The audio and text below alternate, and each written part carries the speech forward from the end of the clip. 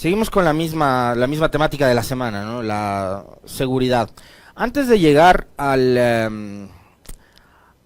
lo que dijo ayer Guillermo Lasso en el evento este que asistieron en Puzuquí para la entrega de municiones a la Policía Nacional, creo que hay que hacer un poco recuento de perlas y uh, declaraciones de funcionarios del gobierno durante esta semana que obviamente se prestan para el análisis y también para la burla. Si ustedes quieren reírse, como nos ha pasado a nosotros, por supuesto también pueden hacerlo. Ayer, mientras estábamos en el comentario y en las entrevistas, nos iban llegando extractos de lo que eran también declaraciones de funcionarios del gobierno en otros espacios de entrevistas y que han sido muy comentados el día de ayer en redes sociales, y por supuesto nosotros vamos a hacer lo propio hoy. Pero antes quisiera simplemente, como para tratar de poner en contexto, el gobierno sigue generando relatos y mensajes a través de sus funcionarios sin sustentarse en ningún tipo de documentos ni de investigación o estudios técnicos, menos todavía científicos o académicos, ¿no? Entonces, por un lado, teníamos que apareció en esta semana un gobernador, ¿no? Que no sé ni siquiera cómo se llama, un señor que no sé además de dónde se lo habrá sacado el gobierno para ponerlo ahí, gobernador en Manabí, ¿no? Provincia que ha tenido que soportar el asesinato de un alcalde, Agustín Inteago en Manta. Y este señor primero salió a decir que, además con unas palabrotas, ¿no?, maldiciendo a todos los que estuvieron detrás de la decisión soberana de sacar a la base de Manta. Y claro, a partir de ahí también medios de comunicación y algunos otros opinadores empezaron a reforzar el relato de que a partir de la salida de la base de Manta es que se disparó la violencia en el país, un hecho que sucedió en 2009. Vean ustedes cuántos años han pasado desde entonces, ¿no? 14. Pero es a partir de ahí que se incrementa la violencia, que se incrementa el tráfico de drogas, que se incrementa la delincuencia, etcétera, etcétera, etcétera. Y esta misma semana, en este espacio, en cambio, en contrapartida, personas que están muy bien informadas y documentadas, como por ejemplo el doctor Ernesto Pazmiño, con quien conversamos, nos decía, es todo lo contrario, porque a partir de la salida de la base de Manta, empieza un descenso en el número o la tasa de muertes violentas. Es decir, con la base de Manta en Ecuador, 17 muertes violentas por cada 100.000 habitantes. A partir de la salida de la base de Manta es que llegamos a ese mínimo de 5 muertes por cada 100.000 habitantes. No digo que porque se fue la base de Manta descendió, sino que simplemente el Estado ecuatoriano, a través de toda su institucionalidad, llámese Fuerzas Armadas, Policía, Fuerza Pública, gobiernos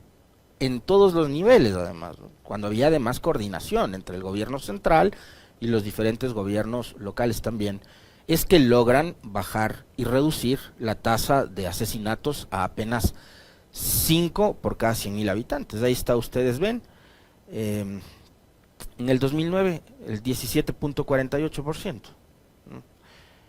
17.77, 17.48 entre 2009 y 2010. Y llegamos a ese umbral de 5 muertes violentas por cada 100.000 en el 2017, que es cuando termina el gobierno de Rafael Correa. Entonces, no hay ningún, estos son datos que además los había compartido hace unos días atrás Agustín Burbano de Lara en sus redes sociales, ¿no?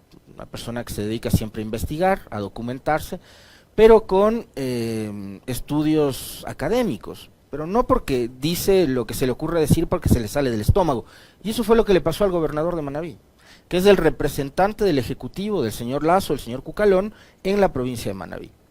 Malditos, malditos sean, gritaba como desaforado en un programa de entrevistas hace unos pocos días, ¿no? Y después este mismo sujeto, a quien lo volvieron a entrevistar en un canal de televisión abierta, dijo que la solución para la inseguridad es el trabajo infantil, que hay que poner a trabajar a los niños y adolescentes para ocuparles en algo productivo, olvidándose de que los principales derechos y al mismo tiempo obligaciones de los niños y de los adolescentes, más de los niños, ¿no? Estudiar y divertirse y aprender y jugar, esas son las obligaciones que tienen los niños y los derechos. pero el señor quiere que pongamos a trabajar a los menores de edad. Eso dijo el gobernador. No, ni siquiera les voy a compartir el video creo que ya lo pusimos en alguna entrevista anterior, pero esto es de locos. Y ayer fueron ya no gobernador, sino ministros de Estado.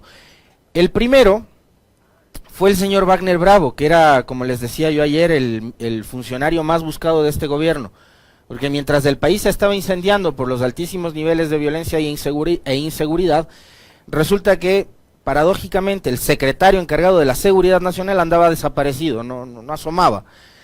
Y asomó y apareció para hablar este tipo de cosas. Escuchémosle a Wagner Bravo. Ayer lo pusimos en una de las entrevistas, pero vale la pena que volvamos nuevamente a escucharlo. Lenin, las soluciones a la violencia está institucionalizada, y desde mi punto de vista, con respecto a quienes nos escuchan, es porque hay una baja autoestima y una pérdida de principios y valores de los ecuatorianos, a quienes les corresponda, en donde creemos que la inconducta y lo que era norma de comportamiento ahora es algo normal. Realmente nos invita a tener información que se vuelve en inteligencia y determinar cuáles son las posibles causas por lo que estamos viviendo en este momento. Y muchas de esas causas son estructurales, no solamente son coyunturales, y es a lo que tenemos que atacar, porque el concepto que tiene hoy el Estado es de una seguridad integral. Y seguridad integral quiere decir que abarca a todas las instituciones del Estado e inclusive a todos los ciudadanos, cerca de 18 millones de ecuatorianos que somos, y también atacar a todas esas aristas de violencia que tenemos en el país, porque recordemos que el crimen organizado no solamente es microtráfico, es tráfico de armas, de explosivos, minería ilegal, trata de blancas, coyoteros, lavado de dinero. Es decir, el país realmente está en una crisis de un ataque del crimen organizado muy fuerte y que tenemos y lo estamos enfrentando. Bien, apareció el secretario de Seguridad para decir que es porque nosotros, ustedes, yo, no tenemos amor propio, no tenemos autoestima. Entonces, por eso es que los niveles de inseguridad y de violencia en el país se dispararon.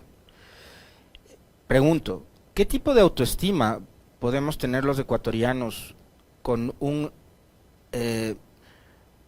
gobierno que prácticamente ha abandonado y ha dejado en soletas todo lo público?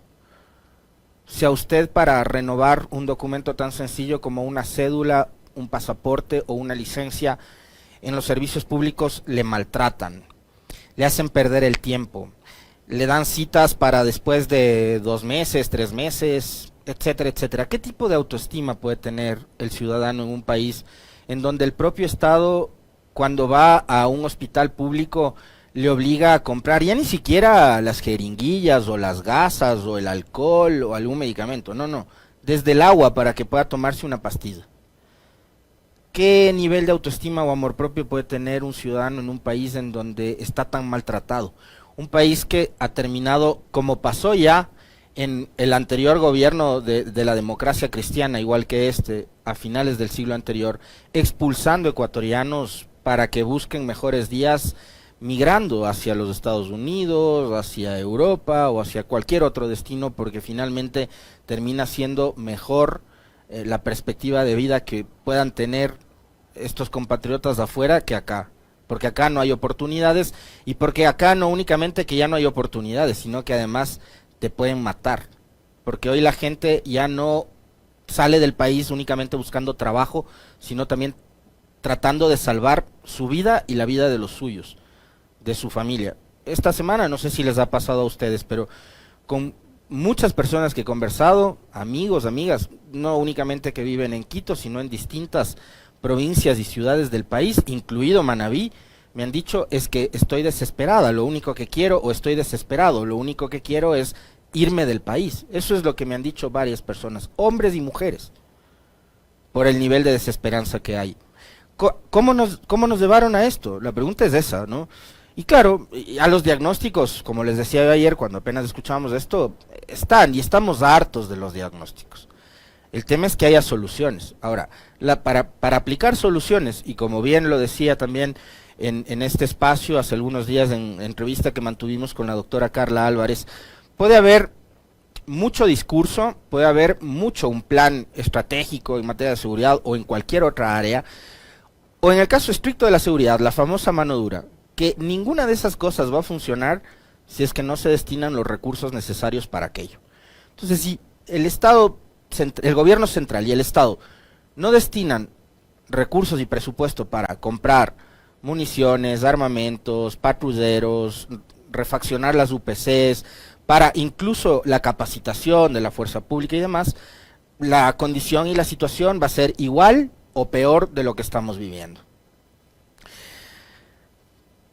Vamos a ir desarrollando más todavía este tema porque hay para largo material, porque no fue Bravo el único funcionario del gobierno que nos sorprendió ayer con sus declaraciones, sino a propósito de cosas que se habían comentado en las redes sociales a partir de la aparición de las bandas estas delincuenciales de las cárceles en donde se han dado el lujo de montar conferencias de prensa, y yo se los digo de todo corazón, yo me negaba a creer que estaban acompañados de policías o de funcionarios del Estado en esas ruedas de prensa, y resulta que no, que alias Fito de los Choneros aparece acompañado de un policía y que los Tiguerones aparecen acompañados de funcionarios del SNAI y de la cárcel en Esmeraldas. Y esto yo les juro que me negaba a creer. De la cárcel de Esmeraldas, ¿no? Y esto yo me negaba a creer porque decía, no debe ser así.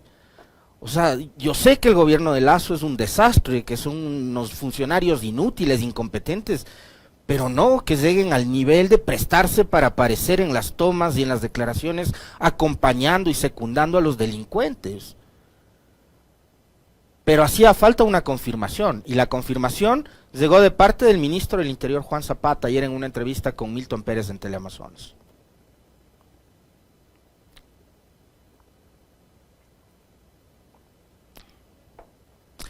Pero, ¿qué pasó?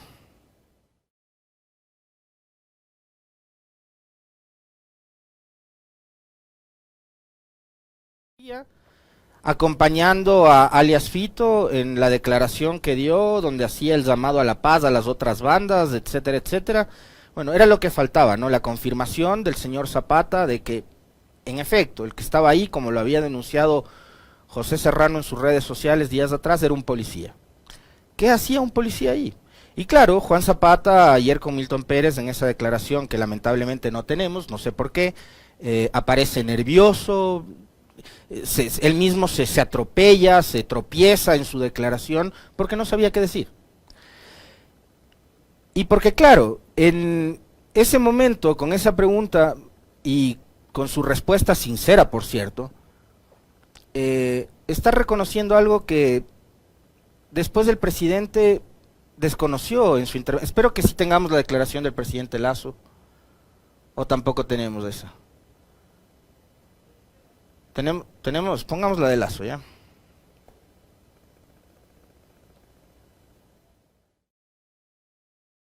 El crimen organizado pretende imponerse sobre nuestra autoridad, pero nosotros no cedemos. Nuestra postura es inamovible. Quiero ser enfático y claro que no hemos pactado con delincuentes como pretenden aparentar, y quiero decir con contundencia que jamás pactaremos con el crimen organizado. Nos mantenemos firmes y decididos. Los vamos a seguir enfrentando sin tregua alguna.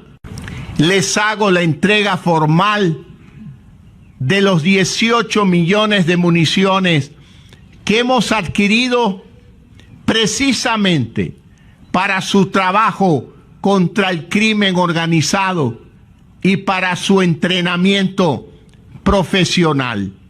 Les recuerdo que gozan de la confianza y el respeto de todo un país.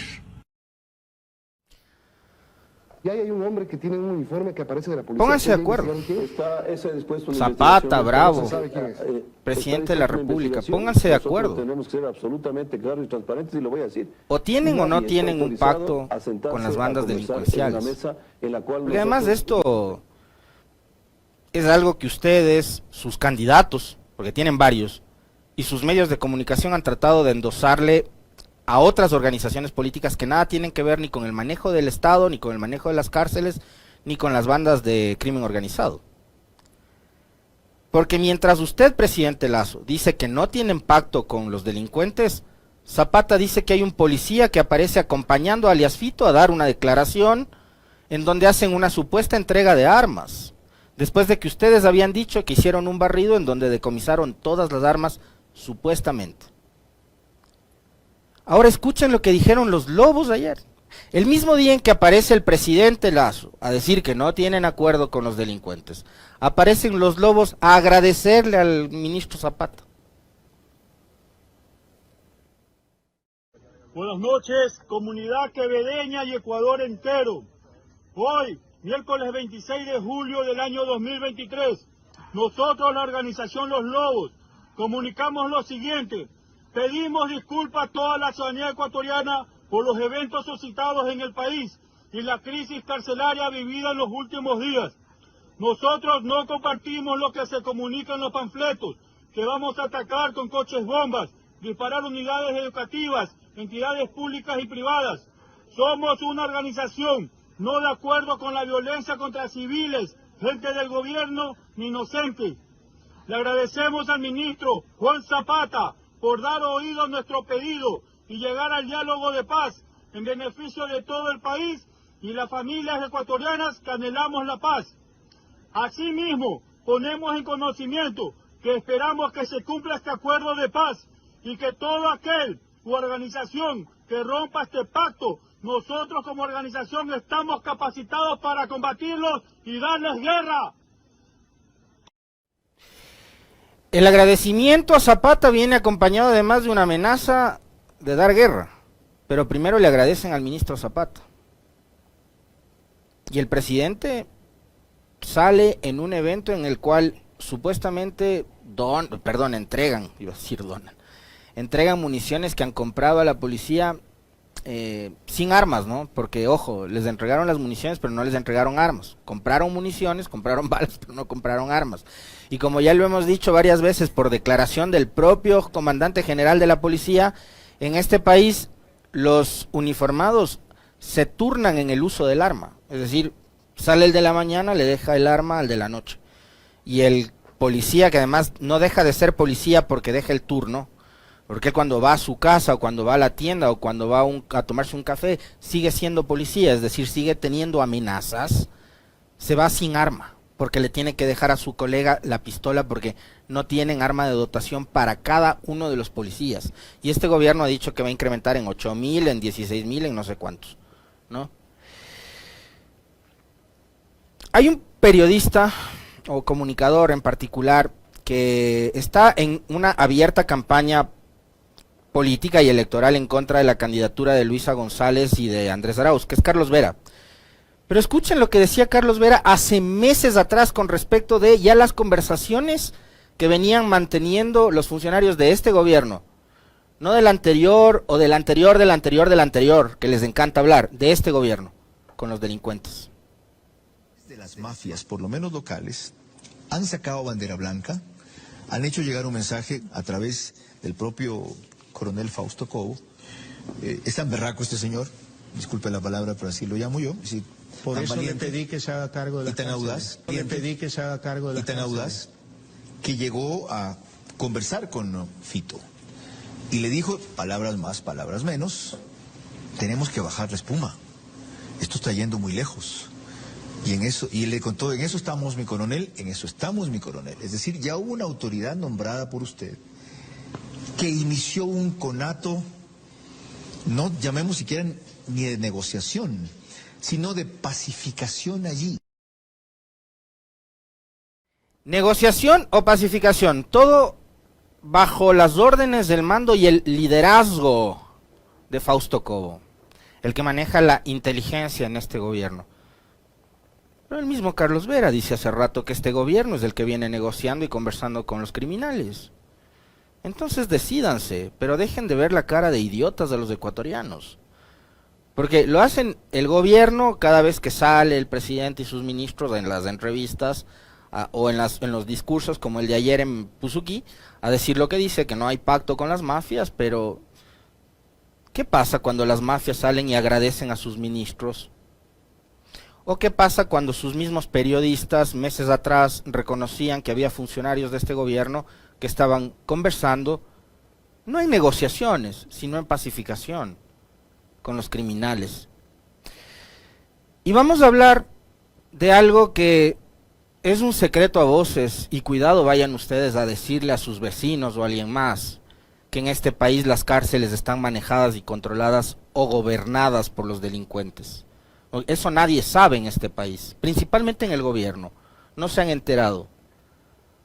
Acá todos los académicos, investigadores o especialistas en temas de criminalidad, Jorge Núñez, Carla Álvarez, Carolina Andrade en su momento, el mismo Ramiro Mantilla, el general Luis Altamirano, todas las personas con las que hemos Fernando Carrión, todas las personas con las que hemos consultado sobre el tema nos han dicho lo mismo, lo que hoy los medios de comunicación alineados con el gobierno están empezando a descubrir, porque en buena hora han empezado a conversar con quizás los principales involucrados en este tema y que seguramente más conocen, y por supuesto, como en todo cuerpo, debe haber también funcionarios muy patriotas que, a pesar del miedo, del temor, de lo que pueda suceder con su integridad, con su vida, con la de sus familias, salen a denunciar lo que nadie sabe. Ojo, esto es secreto, secretísimo, de que quienes gobiernan las cárceles son los criminales.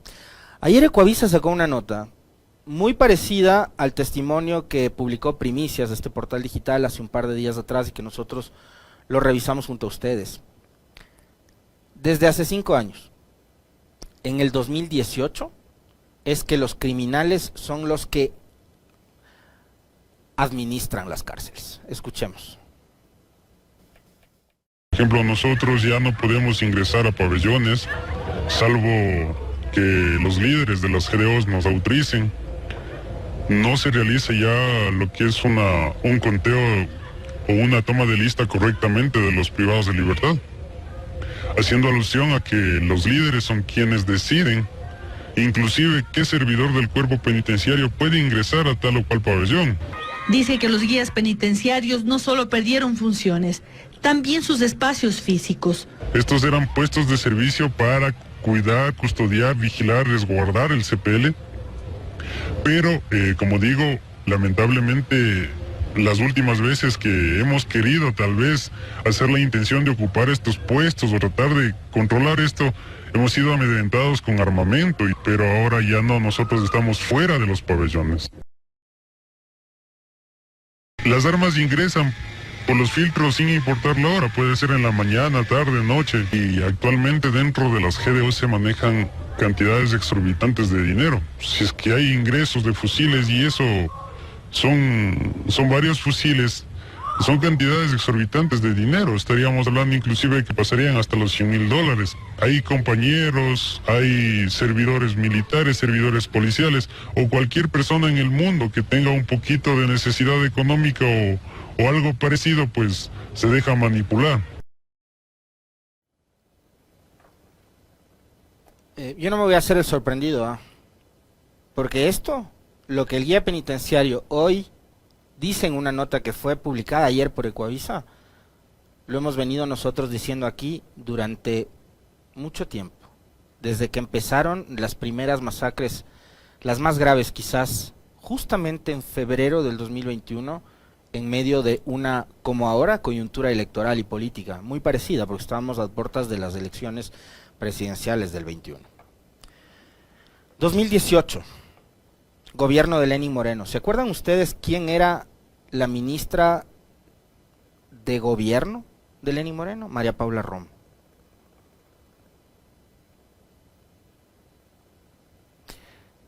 El brazo derecho de María Paula Romo, Patricio Carrillo, hoy candidato y aspirante a la Asamblea Nacional por el partido Ruptura o Construye, con Fernando Villavicencio como candidato presidencial.